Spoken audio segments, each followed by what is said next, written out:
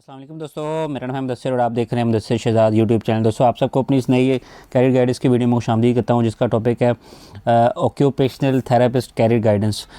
ये बेसिकली हमारे पास occupational therapist की फ़ील्ड में जो है ना, आप क्या करते हैं, इसका काम क्या होता है, इसके डिग्रीज़ के हवाले से हम बात करेंगे। और इस फील्ड में जाने के लिए आपको एजुकेशन जो है ना, कौन कौन सी डिग्रीज़ की रिक्वायरमेंट होगी और इसकी स्किल्स के बारे से हम डिटेल में इंशाल्लाह बात करेंगे।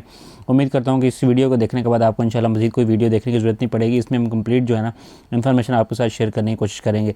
चलते हैं वीडियो की तरफ। उससे पहले वीडियो को लाइक कर दें, चैनल को सब्सक्राइब करने के बाद बेल आइकन को लाजमी ज़रूर प्रेस कर दें। तो चलते हैं वीडियो की तरफ।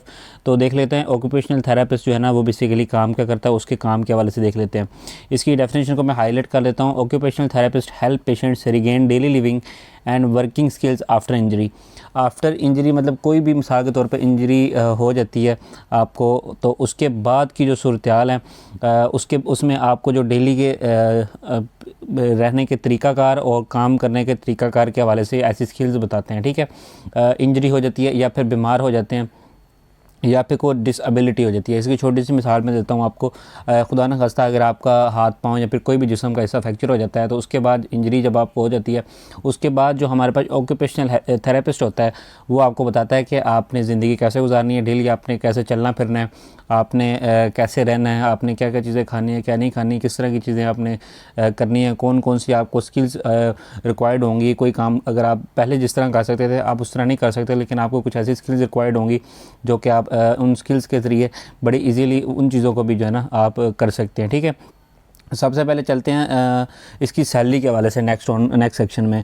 तो इसकी सैलरी रेंजेस पाकिस्तान में 35,000 से स्टार्टिंग है और 2 लाख प्लस आप जो है ना इसमें फील्ड में जगह कमा सकते हैं। उसके बाद नेक्स्ट इसकी जो डिमांड है वो सबसे ज़्यादा जो डिमांड है वो है रिहैब सेंटर्स और हॉस्पिटल्स में, क्योंकि आपको पता है इंजरीज़ वगैरह या इलनेस वगैरह जब भी किसी को होती है तो वो हॉस्पिटल्स वगैरह में ही ज़ाहिर है चेकअप वगैरह उसका होता है, या फिर रिहैब सेंटर्स में जो है ना उनको जो है ना चेकअप करवाया जाता है। ठीक है, उसके बाद नेक्स्ट हमारे पास जो है special education schools also hiring. जो हमारे पास स्पेशल स्कूल्स हैं, स्पेशल स्कूल से मुराद वो स्कूल्स हैं जैसे डिसेबिलिटी वगैरह लोगों को हो जाती है, या फिर किसी की आँख खुदा न खास्ता ज़ाया होती है, या फिर सुनने से कोई महरूम होता है, या फिर कोई हाथ से लिख नहीं सकता, या फिर चल फिर नहीं सकता। ये स्पेशल चिल्ड्रंस के लिए स्पेशल हमारे पास जो है ना स्टूडेंट्स के लिए जो स्कूल्स होते हैं उनको स्पेशल एजुकेशन स्कूल्स कहते हैं। ठीक है, ये उनमें जो है ना काफ़ी ज़्यादा चांसेस होते हैं आपकी हायरिंग के। ठीक है, फ्यू प्रोफेशनल्स अवेलेबल नेशनली। जो हमारे पास प्रोफेशनल्स हैं ना इस फील्ड में वो बहुत कम है पाकिस्तान में, स्पेशली बात की जाए तो आप जितना अच्छे तरीके से इसमें जो है ना पढ़ाई करेंगे, मैं आपको नेक्स्ट डिग्रीज़ की भी बताऊंगा नेक्स्ट सेक्शन में, तो इस फील्ड में जितना जल्दी आप ग्रो करेंगे जाएंगे इसमें आपको चांसेस ज़्यादा मिलेंगे जॉब के। ठीक है, इसमें क्योंकि कंपटीशन बहुत ज़्यादा कम है।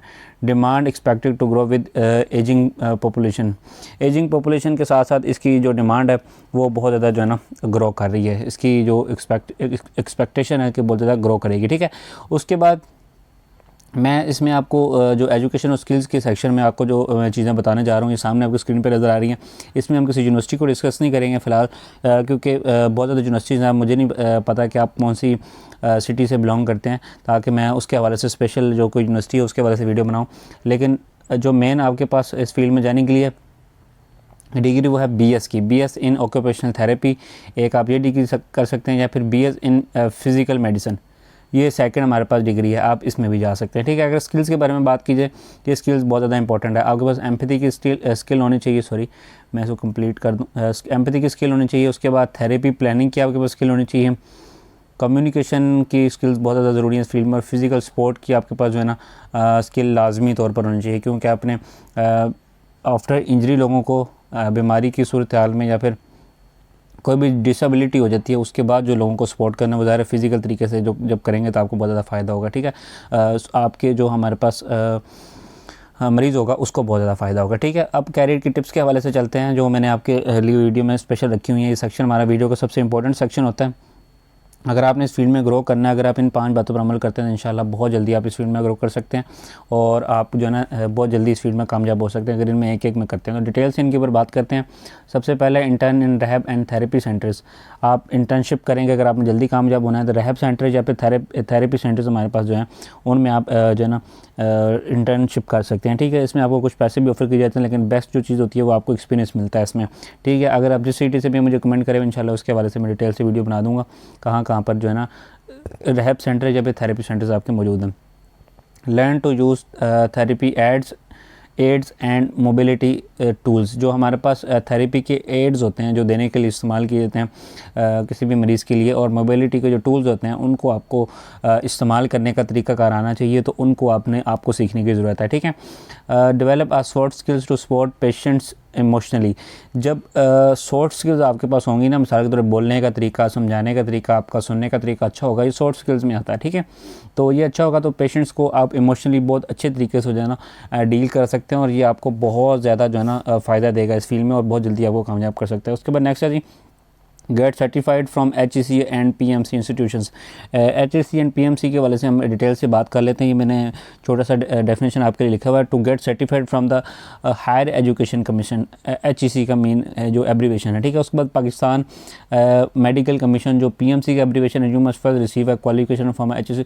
HEC रिकग्नाइज यूनिवर्सिटी से आपने किसी भी रिकग्नाइज इंस्टीट्यूशन से फॉर डिग्री अटेस्टेशन इक्वलेंस और PMC approved institution for medical specific certificate and licenses, you can then pursue degree attestation through HEC online portal। और for पहले आपको, अगर आपने पाकिस्तान से किया तो आपको इसकी डिग्री की ज़रूरत होगी, अगर नहीं की तो इसकी अटेस्टेशन करवानी पड़ेगी, आपको इक्वलेंस की सर्टिफिकेशन वगैरह करवानी पड़ेगी। ठीक है। फिर उसके बाद आप जो है ना यहाँ से for specific technical skills and all. अच्छा, आपने अगर कुछ स्पेसिफिक स्किल्स सीखनी है तो यहाँ पर आपको, मैं 1 मिनट देते हैं मुझे, ज़रा मैं आपको समझाता हूँ। यहाँ पर अगर आप इस पैराग्राफ को पढ़ें, अब यहाँ पर हाईलाइट नहीं होगा क्योंकि ये मैंने टेक्स्ट बुक्स लिखा हुआ है। For specific technical skills enrol, HEC की जो स्किलिंग की आपकी हमारे पास सर्टिफिकेशन के प्रोग्राम है, आप उसमें हिस्सा ले सकते हैं। ठीक है। For medical certification contact the PMC। Medical की सर्टिफिकेशन कोई भी लेनी है तो वो आप PMC से डायरेक्टली कर सकते हैं। For guidance on required certification licensing, जो PMC है ना बेसिकली ये आपको लाइसेंस देता है, आपकी रिक्वायर्ड सर्टिफिकेशन है वो आपको देता है, और रजिस्ट्रेशन आपकी करता है जब आप काम वगैरह इस फील्ड में करते हैं। ठीक है। डिग्री वगैरह की अटेस्टेशन वगैरह के लिए, या फिर आपने कोई लर्निंग वगैरह करनी है अपनी फील्ड में, तो स्किल्स वगैरह सीखने हैं तो वो HEC से सीख सकते हैं। ठीक है। ये बेसिकली अगर इसमें मैक्सिमम जो चीज़ें मैंने आपको समझानी थी वो बेसिकली इसके एब्रीविएशन प्लस इसका जो काम है ना PMC और HEC का, ये मैंने आपको समझाना था। उम्मीद है कि आपको समझ आ गया होगा। नहीं समझ आया तो फिर भी कमेंट करें, इंशाल्लाह मैं बता दूंगा। ये वीडियो बहुत ज़्यादा लॉन्ग हो जाती है अगर मैं मज़ीद डिटेल के साथ बात करता हूँ। ठीक है। Focus on paediatric and geriatric care as specialisation, इसके बारे में हम डिटेल से आगे बात कर लेते हैं। इसके बारे में आपको बता देता हूँ।